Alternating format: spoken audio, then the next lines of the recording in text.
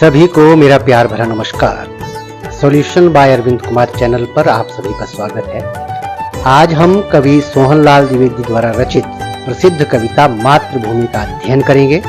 मातृभूमि कविता में कवि ने भारत की प्राकृतिक सुंदरता, धार्मिक सांस्कृतिक गौरव और महान विभूतियों का वर्णन किया है। कवि अपनी जन्मभूमि और मातृभूमि भारत पर गर्व करते हुए उसे पुण्य भूमि, स्वर्ग भूमि, धर्म भूमि और कर्म भूमि कहते हैं। कविता देशभक्ति और मातृभूमि प्रेम की भावना से ओतप्रोत है। मातृभूमि नामक कविता का सार, व्याख्या, शब्दार्थ और प्रश्न अभ्यास को हम विस्तार से पढ़ेंगे। इस कविता में मातृभूमि का बहुत ही सुंदर चित्रण किया गया है। विद्यार्थी न केवल कविता की विषय वस्तु को बेहतर तरीके से समझ सकेंगे, बल्कि इससे उन्हें परीक्षा में सटीक उत्तर लिखने और महत्वपूर्ण बिंदुओं को याद रखने में भी सहायता मिलेगी। तो आइए देशभक्ति, सम्मान और मातृभूमि के प्रति प्रेम की भावना जागृत करने वाली इस कविता को समझें।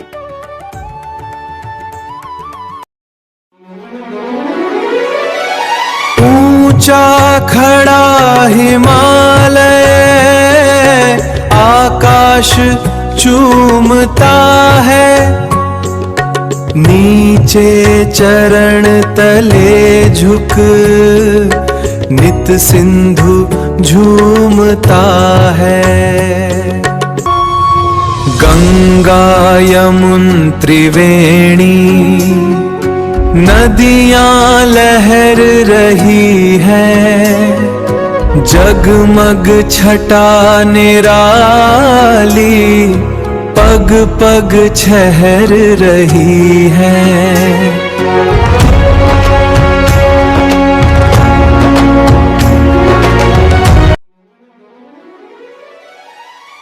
व्याख्या।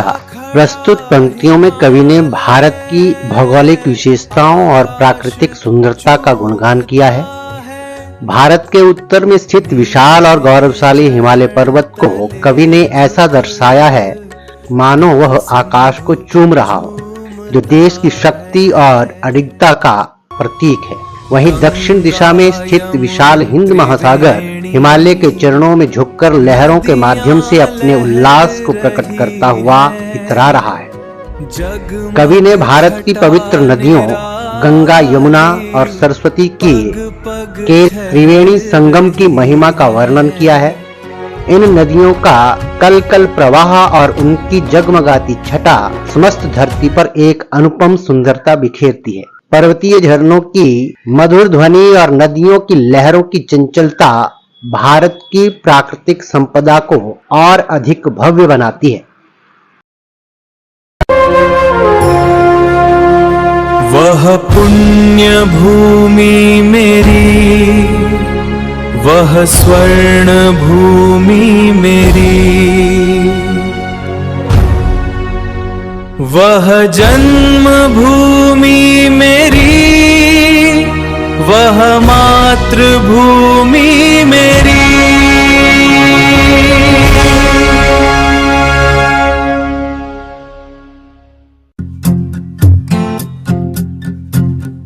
झरने अनेक झरते जिसकी पहाड़ियों में, चिड़िया चहक रही है हो मस्त झाड़ियों में। प्रस्तुत पंक्तियों में कवि ने अपनी जन्मभूमि भारत की महानता और पवित्रता का भावनात्मक रूप से वर्णन किया है। कवि अपने देश को पुण्य भूमि और स्वर्ण भूमि कहकर इसका गौरव बढ़ाता है। वह वही भूमि है जहां कवि ने जन्म लिया, जिसे वह अपनी मां के समान पूज्य मानता है, जिससे उसका गहरा आत्मीय संबंध है। कवि आगे कहता है कि यहाँ की पहाड़ियों से अनेक झरने बहते हैं, जो इसकी प्राकृतिक शोभा को बढ़ाते हैं। हरियाली से भरे हुए इन जंगलों और झाड़ियों में चिड़ियों की चहचहाहट गूंजती रहती है, जिससे वातावरण आनंदमय और जीवंत प्रतीत होता है। भारत की इस प्राकृतिक सुंदरता को देखकर मन हर्षित हो उठता है।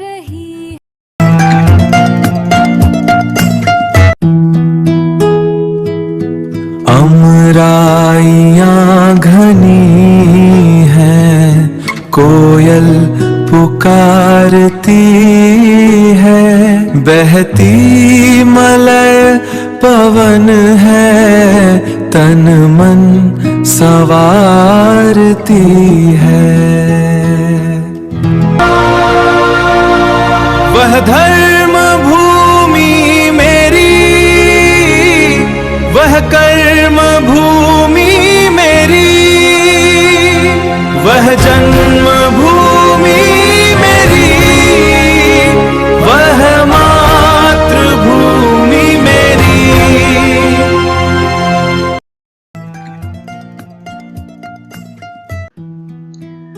प्रस्तुत पंक्तियों में कवि ने भारत की प्राकृतिक सुंदरता का चित्रण किया है। पहली पंक्ति में कवि भारत की हरी भरी प्रकृति का वर्णन करता है, जहां घने आम के बाग अपनी शीतल छाया प्रदान करते हैं। इन बागों में कोयल अपनी मधुर वाणी से गान करती है, जिससे वातावरण संगीत से गूंज उठता है। मंद मंद मलय पवन प्रवाहित होती है, जो न केवल शरीर को शीतलता प्रदान करती है, बल्कि मन को भी प्रसन्नता और स्फूर्ति से भर देती है। इसके बाद कवि अपने देश की धार्मिक और नैतिक महानता को रेखांकित करता है।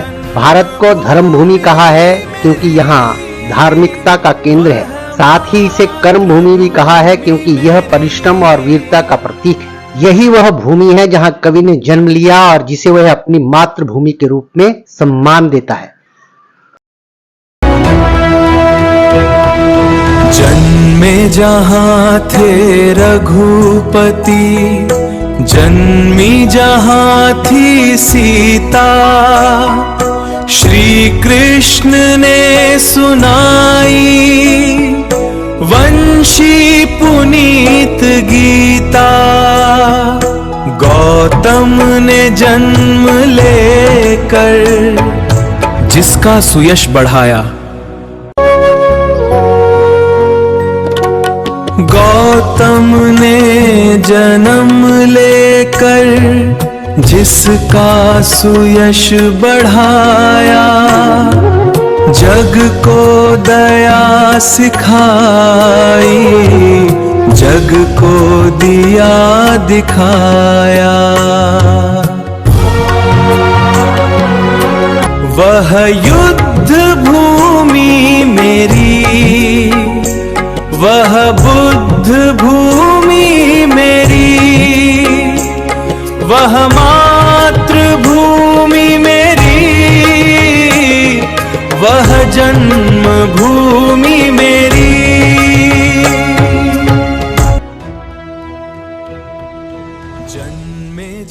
प्रस्तुत पंक्तियों के माध्यम से कवि ने इस भूमि की पवित्रता को दर्शाते हुए कहा है कि यह वही देश है जहां भगवान राम और माता सीता का जन्म हुआ। यह वही भूमि है जहां भगवान श्री कृष्ण ने अपनी बांसुरी की मधुर ध्वनि के साथ गीता का पावन ज्ञान संसार को प्रदान किया, जिससे मानवता को धर्म, कर्म और सत्य का मार्गदर्शन मिला।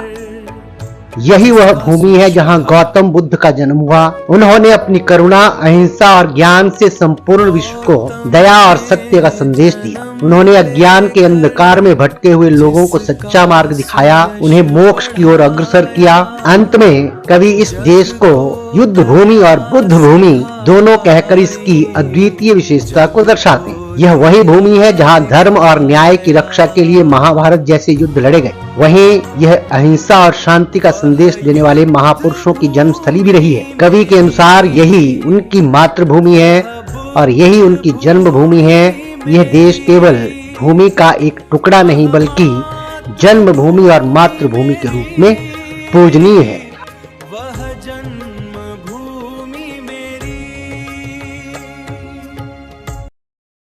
प्रश्नाभ्यास, मातृभूमि कविता का प्रश्नाभ्यास। सबसे पहले पाठ से, मेरी समझ से। आइए अब हम इस कविता पर विस्तार से चर्चा करें। आगे दी गई गतिविधियां इस कार्य में आपकी सहायता करेंगी। सबसे पहले मेरी समझ से। पहला प्रश्न है इसमें, नीचे दिए गए प्रश्नों का सटीक उत्तर कौन सा है, उसके सामने तारा बनाइए। तो प्रश्न है, हिंद महासागर के लिए कविता में कौन सा शब्द आया है? आपके विकल्प हैं चरण, वंशी, हिमालय और सिंधु। तो इसका सही उत्तर होगा सिंधु। अगला प्रश्न, मातृभूमि कविता में मुख्य रूप से भारत की प्रशंसा की गई है, भारत के महापुरुषों की जय की गई है, भारत की प्राकृतिक सुंदरता की सराहना की गई है, भारतवासियों की वीरता का बखान किया गया है। तो इसका सही उत्तर होगा भारत की प्राकृतिक सुंदरता की सराहना की गई है। अगला प्रश्न, अब आप अपने मित्रों से चर्चा कीजिए और कारण बताइए कि आपने ये उत्तर ही क्यों चुने। तो इसका उत्तर रहेगा, पहला, चरण शब्द का अर्थ पैर होता है, हिमालय एक पर्वत का नाम है, वंशी का अर्थ बांसुरी होता है, सिंधु महासागर शब्द का पर्यायवाची होता है, अतः हिंद महासागर के लिए कविता में सिंधु शब्द का प्रयोग किया गया है, इसीलिए यह उत्तर हमने चुना। दूसरे प्रश्न का उत्तर इसलिए चुना क्योंकि मातृभूमि कविता में हिमालय, यहाँ की प्राकृतिक सुंदरता, यहाँ के महापुरुषों तथा देशवासियों की वीरता आदि सभी का वर्णन किया गया है। इसमें पूरे भारत के गौरव का गुणगान किया गया है, अतः हम कह सकते हैं कि इस कविता में मुख्य रूप से भारत की ही प्रशंसा की गई है। प्रश्न अभ्यास की अगली कड़ी, मिलकर करें मिलान। पाठ में से चुनकर कुछ शब्द नीचे दिए गए हैं, अपने समूह में इन पर चर्चा कीजिए और इन्हें इनके सही अर्थों या संदर्भों में मिलाइए। इसके लिए आप शब्दकोश, इंटरनेट या आप शिक्षकों की भी सहायता ले सकते हैं। तो ये नीचे सचित्र मिलान किया गया है, आप इस मिलान को ध्यानपूर्वक देखें, पढ़ें और लिखें।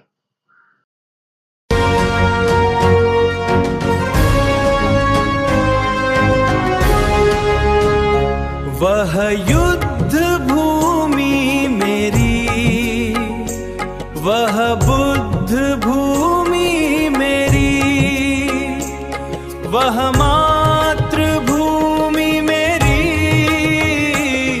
वह जन्मभूमि मेरी।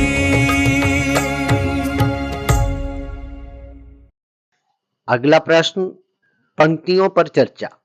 कविता में से चुनकर कुछ पंक्तियां नीचे दी गई हैं, इन्हें ध्यान से पढ़िए और इन पर विचार कीजिए। आपको इनका अर्थ समझ में आया, अपने विचार कक्षा में अपने समूह में साझा कीजिए और अपनी लेखन पुस्तिका में भी लिखिए। पंक्तियां हैं, वह युद्ध भूमि मेरी, वह बुद्ध भूमि मेरी, वह मातृभूमि मेरी, वह जन्मभूमि मेरी। तो इसका उत्तर है, कवि ने भारत को युद्ध भूमि मेरी कहा है क्योंकि भारत की भूमि सदा संघर्ष की भूमि रही है। यह हमें हर तरह के अभाव, अज्ञान और दुख से लड़ना सिखाती है। भारत पर कितने ही शासकों ने शासन किया, लेकिन भारतीयों ने अपनी सभ्यता एवं संस्कृति पर आंच नहीं आने दी। कवि ने भारत को बुद्ध भूमि कहा है क्योंकि महात्मा बुद्ध ने भारतीयों को प्रेम, दया और अहिंसा का संदेश दिया ताकि भारत में अखंडता ना रहे। आत्मसम्मान और आंतरिक लगाव के कारण कवि इसे मातृभूमि की संज्ञा देता है।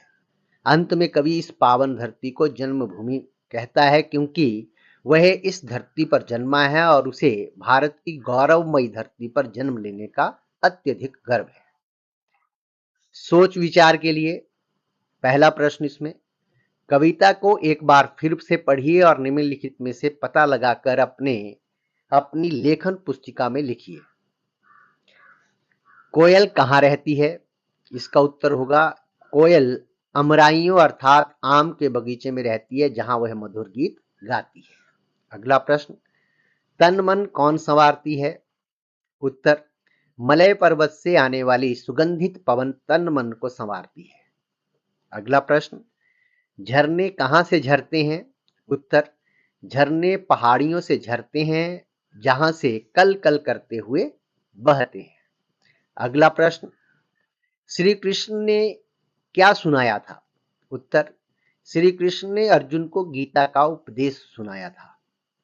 अगला प्रश्न, गौतम ने किसका यश बढ़ाया? उत्तर, गौतम बुद्ध ने दया, प्रेम और अहिंसा का संदेश देकर भारत का यश बढ़ाया। अगली पंक्तियां, नदियां लहर रही हैं, पग पग छहर रही हैं। यहां पर लहर का अर्थ होता है पानी की हिल्लौर, मौज, उमंग, वेग या जोश, और छहर का अर्थ होता है बिखरना, छितराना, छिटकना या फैलाना। प्रश्न अभ्यास की अगली कड़ी, कविता पढ़कर पता लगाइए और लिखिए। पंक्तियां दी गई हैं, कहां कहां छटा छहर रही है, और दूसरी पंक्ति है, किसका पानी लहर रहा है। तो इसका उत्तर होगा, प्रयागराज में जहां गंगा, यमुना और सरस्वती तीनों नदियों का मिलन होता है, उसके आसपास दूर दूर तक लहरों अर्थात धाराएं छहर रही हैं, अर्थात उनकी सुंदरता चारों ओर छिटक रही है, बिखर रही है, मन मोह रही है। प्रयागराज में जहां गंगा, यमुना और सरस्वती तीनों नदियों का पानी लहरा लहरा कर बह रहा है, ऐसा लगता है मानो ये तीनों नदियां मिलकर अपनी प्रसन्नता व्यक्त कर रही हो। मिलान, नीचे दिए गए मिलान को ध्यानपूर्वक देखें, पढ़ें और अपनी अभ्यास पुस्तिका में लिखें।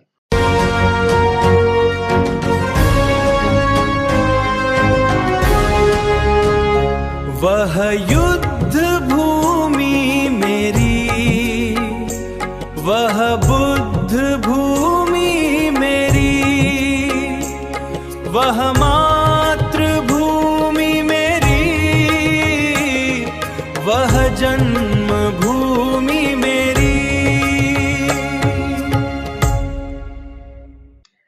अनुमान या कल्पना से अपने समूह में मिलकर चर्चा कीजिए। पंक्तियां दी गई हैं, अमराइयां घनी है कोयल पुकारती, कोयल क्यों पुकार रही है, किसे पुकार रही होगी, कैसे पुकार रही होगी। तो इसका उत्तर होगा, बसंत ऋतु के आने से वहां की जलवायु इतनी सुखदायी है कि कोयल प्रसन्न होकर मधुर गीत गाकर अपने साथी व अन्य कोयल साथियों को पुकार रही है। कोयल मीठी और लयबद्ध स्वर में पुकार रही है। अगली पंक्तियां, अगला प्रश्न, बहती मलय पवन है तन मन संवारती है, पवन किसका तन मन संवारती है, वह यह कैसे करती है। उत्तर, पवन सभी जीव जंतुओं और मानव का तन मन संवारती है। मलय पवन अपनी शीतल हवा और सुगंध से सभी को शारीरिक और मानसिक ताजगी प्रदान करती है।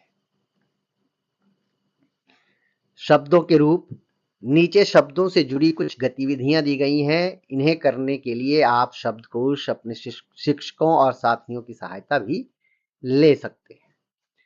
पहला प्रश्न है इसमें, नीचे दी पंक्तियों को पढ़िए।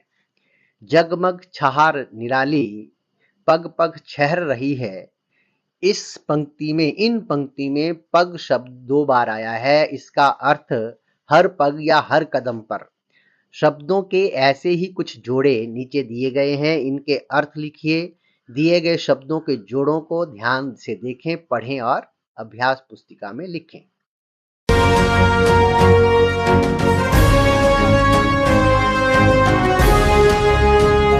वह युद्ध भूमि मेरी, वह बुद्ध भूमि मेरी, वह मातृभूमि मेरी, वह जन्मभूमि मेरी।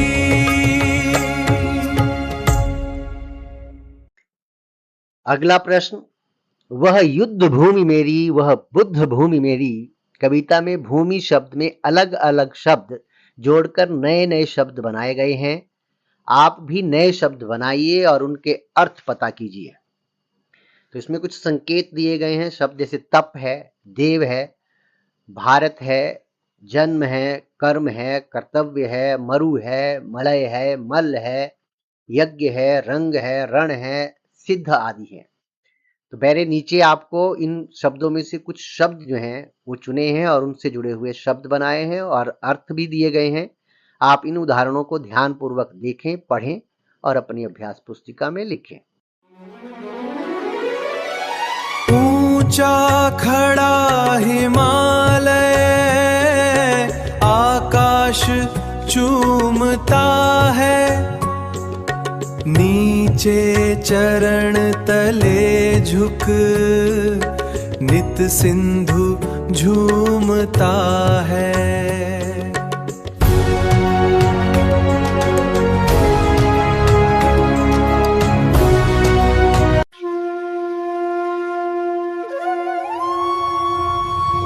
गंगा यमुन त्रिवेणी नदियां लहर रही हैं, जगमग छटा निराली पग पग छहर रही है।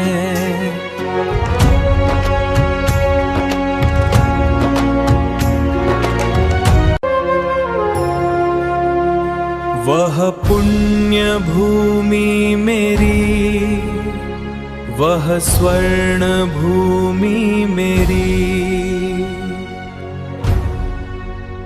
वह जन्म भूमि मेरी, वह मातृभूमि मेरी। अगली कड़ी थोड़ा भिन्न थोड़ा समान। ये भी आपको कुछ ऐसे शब्द दिए गए हैं जो देखने में एक जैसे हैं या सुनने में एक जैसे होते हैं, परंतु अर्थ अलग अलग हो सकते हैं। तो इनको भी आप ध्यान से पढ़िए और अपनी अभ्यास पुस्तिका में लिखिए। पाठ से आगे आपकी बात। इस कविता में भारत का सुंदर वर्णन किया गया है। आप भारत के किस स्थान पर रहते हैं, वह स्थान आपको कैसा लगता है, उस स्थान की विशेषताएं बताइए। तो इसमें संकेत दिए गए हैं कि आपको अपने उस स्थान की कौन कौन सी विशेषताओं को बताना है। तो इसमें प्रकृति के बारे में बताइए, खाद्यान्यों के बारे में बताइए कि क्या खाते हैं लोग, क्या बेचते हैं, वहाँ की जलवायु के बारे में लिखिए और प्रसिद्ध स्थान के बारे में लिखिए। मैंने यहाँ पर दिल्ली का उदाहरण लिया है, तो आप इसको पढ़ सकते हैं और इससे आप प्रेरित होकर के आपको पता चल जाएगा कि आपको इन संकेत बिंदुओं के आधार पर किस प्रकार का उत्तर लिखना है। अगला प्रश्न, अपने परिवार के किसी सदस्य या मित्र के बारे में लिखिए। उसकी कौन कौन सी बातें आपको अच्छी लगती हैं। तो इसका उत्तर रहेगा, मुझे अपने परिवार की सदस्य माँ की अनेक बातें बहुत अच्छी लगती हैं। वह हमारा पालन पोषण भली भांति करती हैं, हमें बहुत प्यार करती हैं, हमें हमारा मनपसंद खाना खिलाती हैं, हमें अच्छी आदतें सिखाती हैं तथा हमें कभी डांटती नहीं है। अगला प्रश्न, वंशी से। श्री कृष्ण ने सुनाई वंशी पुनीत गीता। यहाँ पर वंशी बांसुरी को कहते हैं। यह मुंह से फूंक कर बजाया जाने वाला वाद्य यंत्र यानी बाजा है। नीचे फूंक कर बजाए जाने वाले कुछ वाद्यों के चित्र दिए गए हैं। इनके नाम शब्द जाल से खोजिए और सही चित्र के नीचे लिखिए वाद्य यंत्रों के नाम का शब्द जाल। तो शब्द जो आपके ये वाद्य यंत्र हैं, इनके नाम आपकी पाठ्य पुस्तक में दिए गए हैं। मैंने उनके चित्र और उनके नाम ढूंढ करके इस चित्र में आप लोगों के लिए प्रस्तुत किए हैं। तो आप इनको भी ध्यान से पढ़िए और अपनी अभ्यास पुस्तिका में लिखिए। इसके पश्चात झरोखे से। आप अपने विद्यालय में वंदे मातरम गीत गाते होंगे। वंदे मातरम बंकिम चंद्र चट्टोपाध्याय द्वारा लिखा गया है। यह गीत स्वतंत्रता की लड़ाई में लोगों के लिए प्रेरणा का स्रोत था। भारत में इसका स्थान जन गण मन के समान है। क्या आप इसका अर्थ जानते समझते हैं? आइए आज हम पहले इसका अर्थ समझ लेते हैं, फिर समूह में चर्चा करते हैं।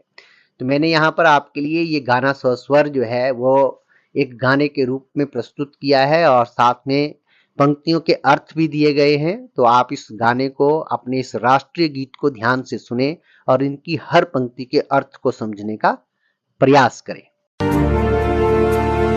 वंदे मातरम, वंदे मातरम, सुजलाम सुफलाम मलयज शीतलाम शस्य श्यामलाम मातरम, वंदे मातरम।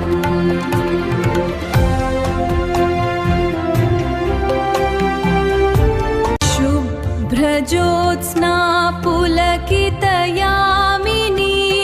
फुल्लकुसुमितद्रुमदलशोभिनीं